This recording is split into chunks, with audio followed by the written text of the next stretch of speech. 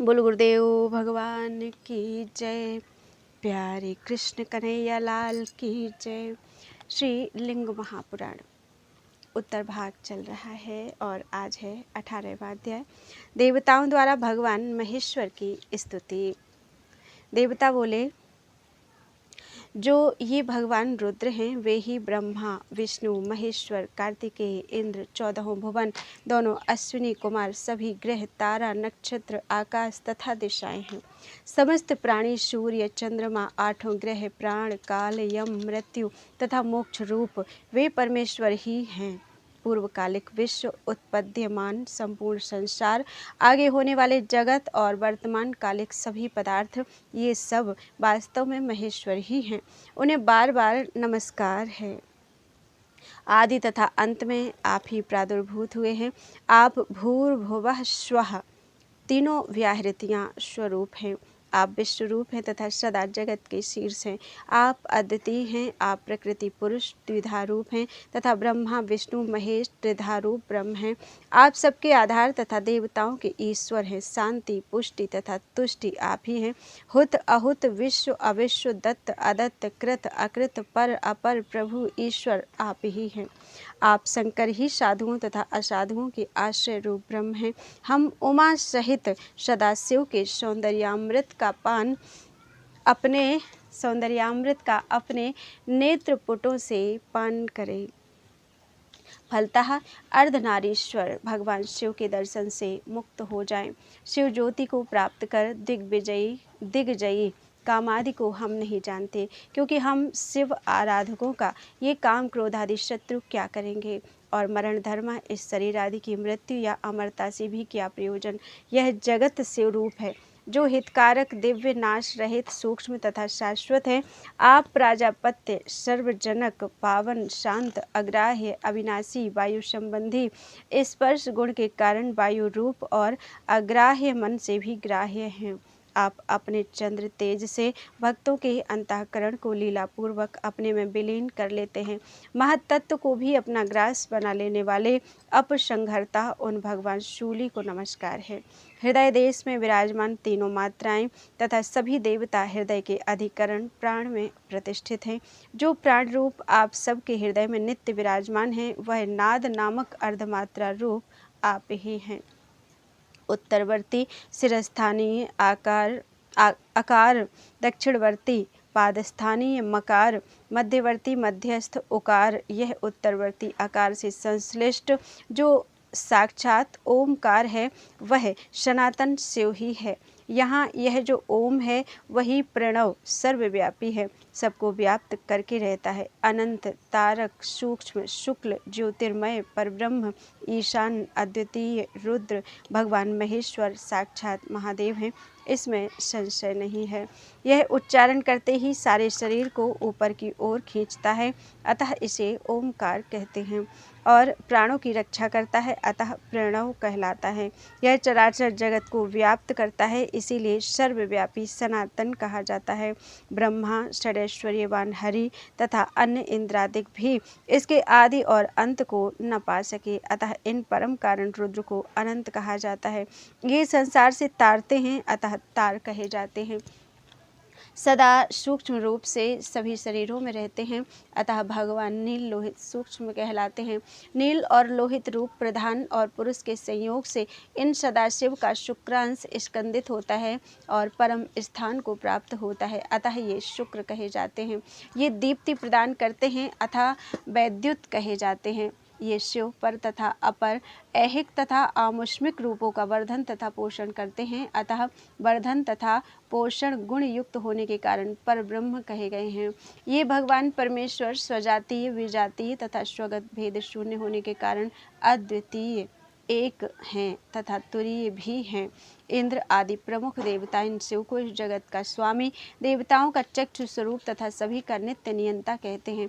ये सभी विद्याओं के स्वामी हैं, अतः ईशान कहे जाते हैं। वे देव महेश्वर महादेव स्वेच्छा से सभी भावों को देखते हैं, अपना अवबोध कराते हैं और स्वयं योग की प्राप्ति कराते हैं, अतः वे भगवान कहे जाते हैं।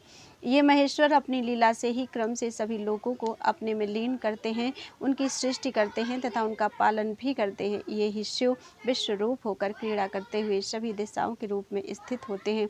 ये अनादि सिद्ध देव ब्रह्मांड के उदर में प्रविष्ट होकर स्वयं उत्पन्न होते हैं और आगे भी उत्पन्न होंगे। हे जीवों, ये सभी कालों को व्याप्त करके स्थित रहते हैं। अतएव सज्जनों को इन अविनाशी प्रभु की प्रयत्नपूर्वक उपासना करनी चाहिए। इनका वर्णन करने में असमर्थ होने के कारण तत्व निरूपण किए बिना ही मन सहित वाणी लौट आती है। वाणी यत्नपूर्वक इनके विषय में जो कुछ भी पर अपर अथवा परायण रूप में कहती है वह उनका वास्तविक निर्वचन नहीं है।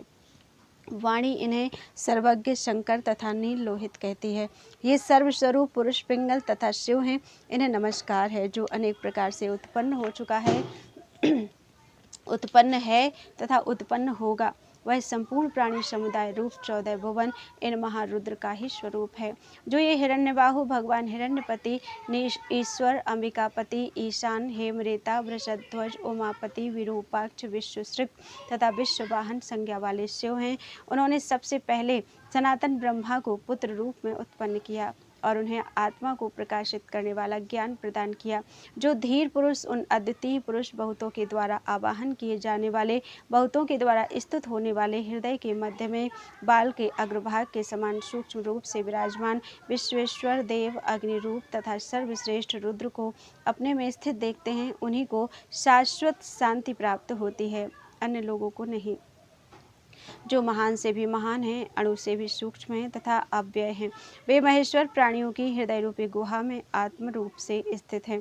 कमल पर स्थित रहने वाले विश्व इस विश्व के आलयभूत होते हुए भी प्राणियों के हृदय में स्वयं विद्यमान रहते हैं और उस हृदय कमल में स्थित जो अयोगियों के लिए दुर्गेय हृदय आकाश है, उसके भीतर तथा बाहर अग्निशिखा की भांति विराजमान है।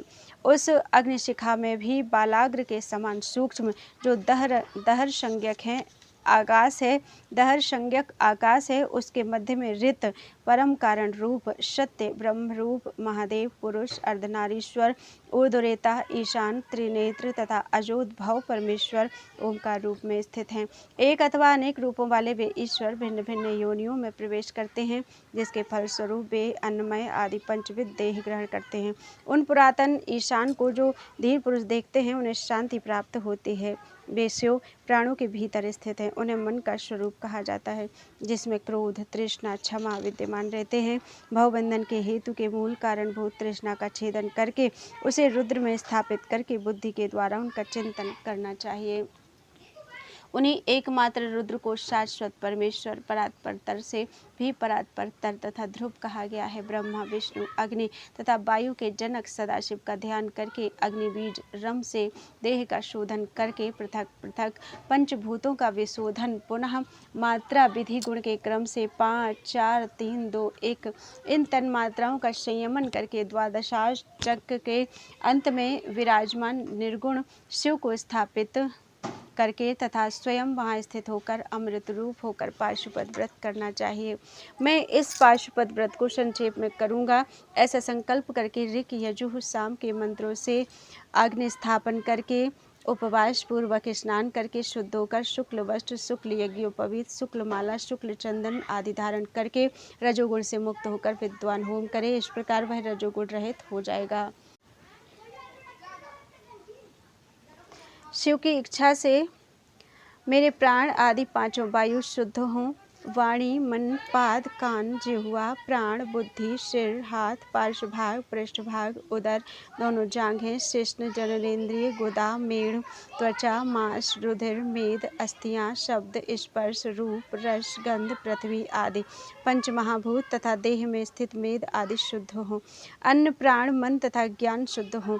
इस प्रकार यथाक्रम आज्य अर्थात घृत समिधा तथा चरु से विरजा होम करके रुद्राग्नि का उपसंहरण कर यत्नपूर्वक अग्नि रीति मंत्र से भस्म ग्रहण कर उसे मल करके बुद्धिमान को अंगों में लगाना चाहिए। यह दिव्य पाशुपत व्रत बंधन से मुक्ति दिलाने वाला और ब्राह्मणों, क्षत्रियों, वैश्यों, विशेष रूप से योग्य, अदुष्ट तथा अपतित यतियों, वानप्रस्थ आश्रम में स्थित रहने वालों, सत्पुरुष, गृहस्थों तथा ब्रह्मचारियों के लिए हितकर कहा गया है। इस प्रकार विरजा दीक्षा सहित भस्म धारण करने से मुक्ति होती है। ऐसा जानकर अग्निरीति इत्यादि मंत्र से अग्निहोत्र के भस्म को ग्रहण करके उसे मलकर अंगों में धारण करना चाहिए। ऐसा करने वाला विप्र भी पाशुपत हो जाता है। भस्म से अनुलिप्त विद्वान द्विज महापापों से होने वाले दोषों से शीघ्र मुक्त हो जाता है, इसमें संदेह नहीं है। चूँकि अग्नि का भस्म वीर्य अर्थात तेज रूप होता है, अतः भस्म धारण करने वाला वीर्यवान अर्थात तेजस्वी होता है। भस्म स्नान परायण भस्मशायी तथा जितेंद्रिय विप्र सभी पापों से युक्त होकर शिव सायुज्य प्राप्त करता है। अतः बुद्धिमान को चाहिए कि अंगों में विभूति अर्थात भस्म धारण करने वाले की पूजा करे। उनके प्रति रे अथवा तुम शब्द नहीं बोलना चाहिए। हे वरानने, इस देवेश शिव सहन नहीं करते। ऐसा करने वाले चाहे ब्रह्मा, विष्णु अथवा भस्मधारी मेरे पुत्र गणेश ही क्यों न हो, जो कुछ भी उन पाशुपत व्रत करने वालों के विरुद्ध हो वह त्याज्य है। जो त्याग नहीं करता वह नरकारणव में जाता है। तपस्या आदि से रहित होते हुए भी जो गृहस्थ त्रिपुंड धारण नहीं करता, उसके द्वारा की गई पूजा, सत्कर्म, क्रिया, दान, स्नान सब कुछ उसी भांति निष्फल होते हैं जैसे भस्म में डाली गई आहुति। अतः बुद्धिमान को सभी सत्कर्मों में त्रिपुंड धारण करना चाहिए। हे विषांपते, इस प्रकार भस्म महात्म्य कहकर स्वयं भस्म धारण किए हुए प्रभु भगवान ब्रह्मा भस्म धारण किए देवताओं के साथ शिव की स्तुति करके ध्यानानंद में मगन होकर शांत हो गए। तदनंतर उन देवताओं पर अनुग्रह करने के लिए पशुपति प्रभु महेश्वर गणों तथा पार्वती के साथ प्रकट हुए। इसके बाद वे देवता वहां उपस्थित सुरश्रेष्ठ सर्वेश देवदेव उमापति रुद्र की रुद्राध्याय से स्तुति करने लगे। तब देवशत्रुओं का संहार करने वाले भगवान वृषभ ध्वज ने कृपापूर्ण दृष्टि से देवों को देखकर मैं देवताओं को वर प्रदान करने के लिए संतुष्ट हूँ ऐसा कहा। इस प्रकार श्रीलिंग महापुराण के अंतर्गत उत्तर भाग में पाशुपत व्रत महात्म्य वर्णन नामक 18वां अध्याय पूर्ण हुआ। बोलो वृंदावन बिहारी लाल की जय। त्वदीयं वस्तु गोविंदम तुभ्यमेव समर्पयेत्।